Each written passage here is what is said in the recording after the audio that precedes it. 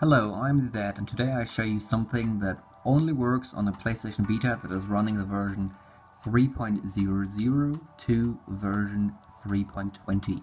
So to list all these versions, it can work on 3.00, 3.01, 3.10, 3.12, 3.15, 3.18, and 3.20.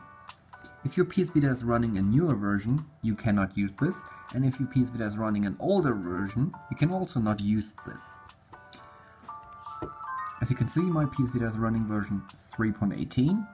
This great Field Runners 2 game is unfortunately not working, not on 3.18, but whatever. Then I'm using this PlayStation 1 game, which is Tekken 2. And Tekken 2 contains an exploit which I've showed you in the past, we could use this exploit to load the PS1 loader for the PlayStation 1 emulator of the PlayStation Vita. Okay. So in this video I'm pretty much showcasing an improvement of this PlayStation 1 loader.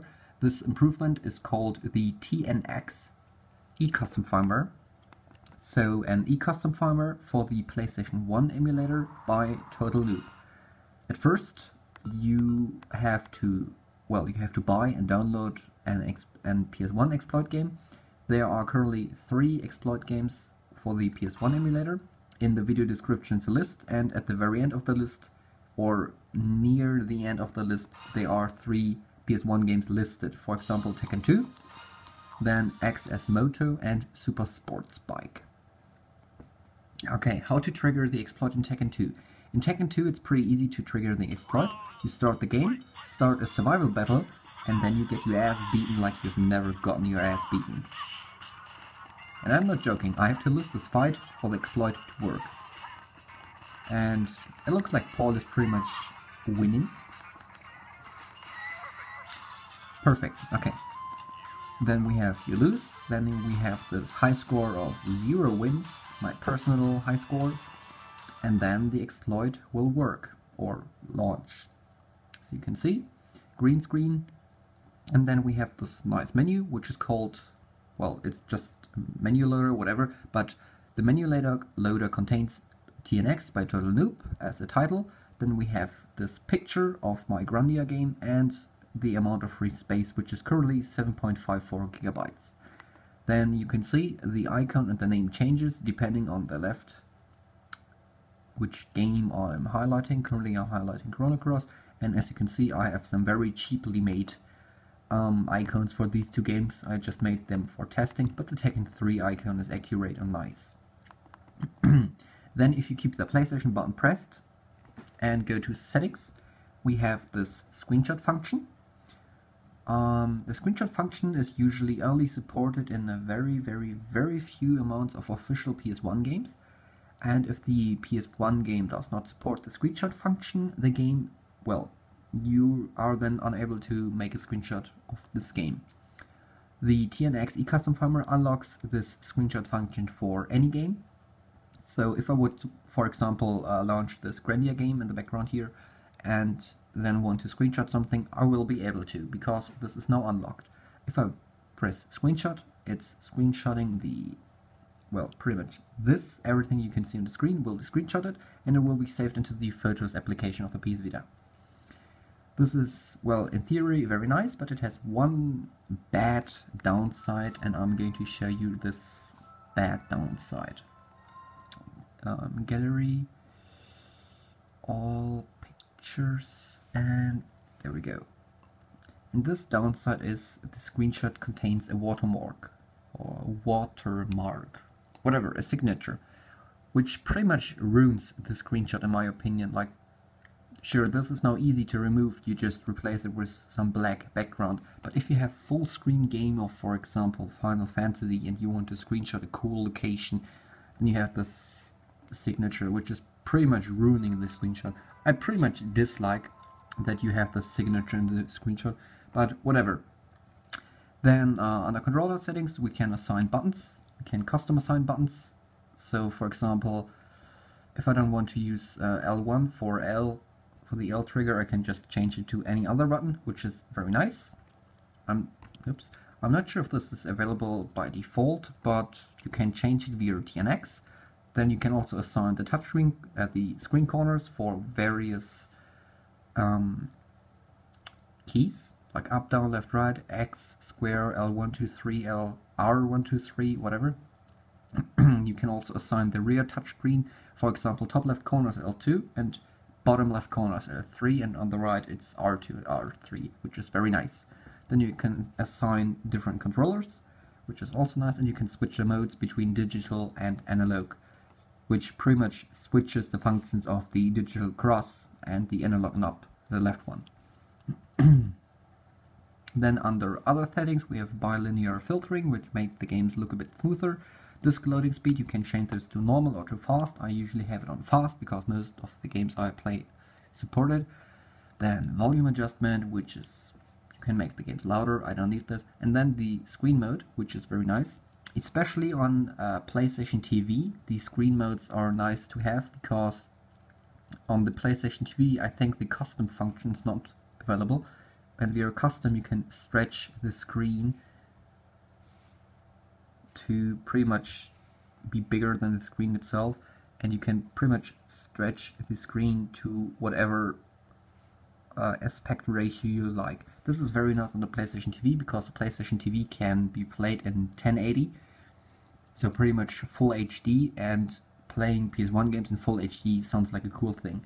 But usually I'm using full screen because on the normal PS Vita full screen is pretty much what you want. Then let's get to start a game. I'm starting this Grandia game now, and then I will show you some more features of the TNX eCustom firmware, because there are in fact 1, 2, 3, at least 4 more features that will work on any PS Vita, and there are a few more features which are only for the PlayStation TV. But now the first feature.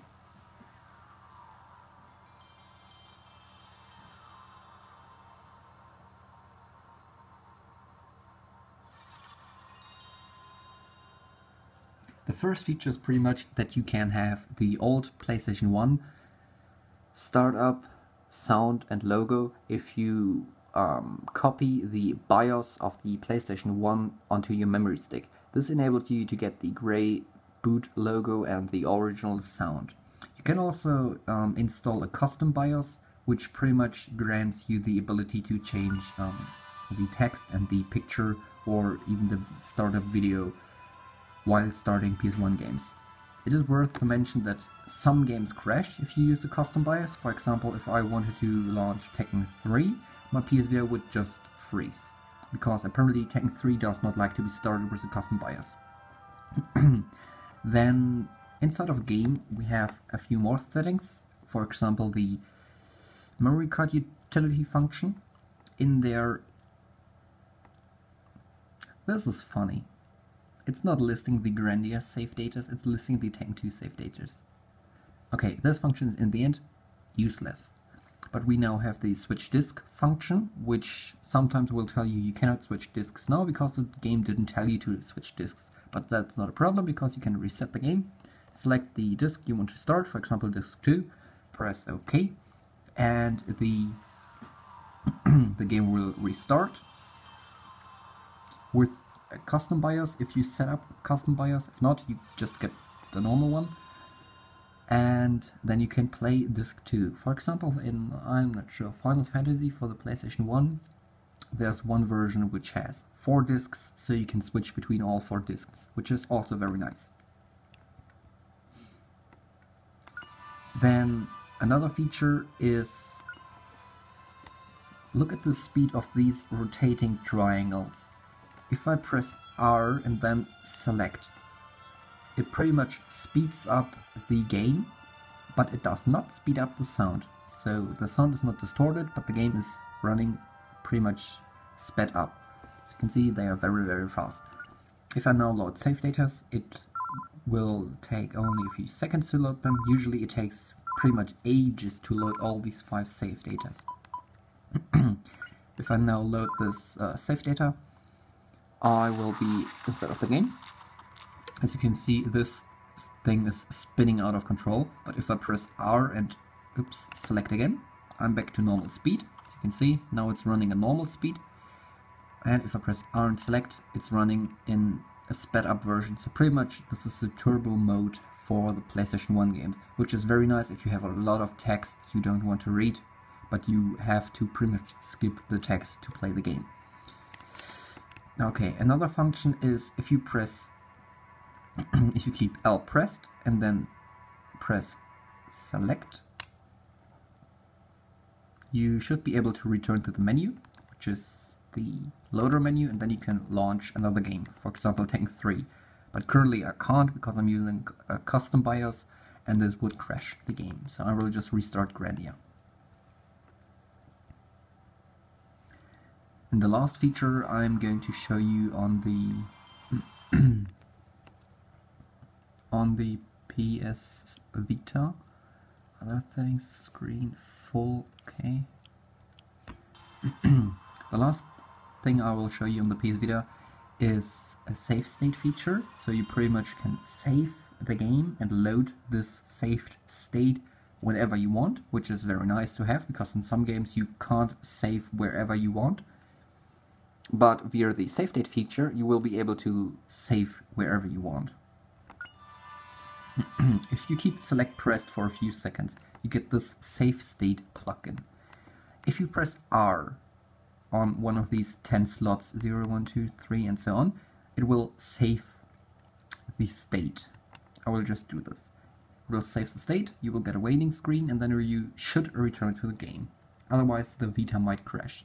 This is not 100% debugged. Sometimes it's just not working. But whatever.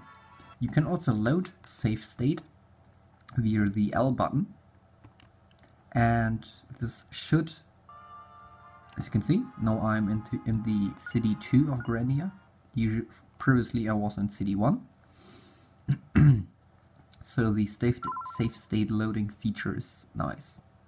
There are a few other features which only work on the PlayStation TV, because the PlayStation TV can use the DualShock 3 and DualShock 4 controller of the PlayStation 3 and PlayStation 4.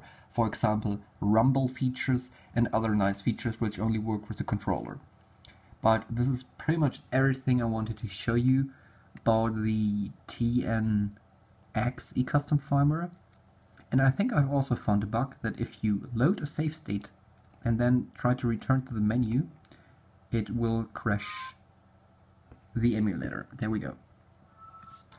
So yeah, this only works via PlayStation 1 exploit, such as Tekken 2, Super Sports Bike, or XS Moto. And once again, it only works on version 3.20 and below. And with and below, I mean 3.00 to version 3.20. So everything that starts with 1 point or 2 point is not supported, and everything that's newer than 3.30 is also not supported. I'm Zett, and this is pretty much my whole video about the TNX eCustom firmware for the PS Vita.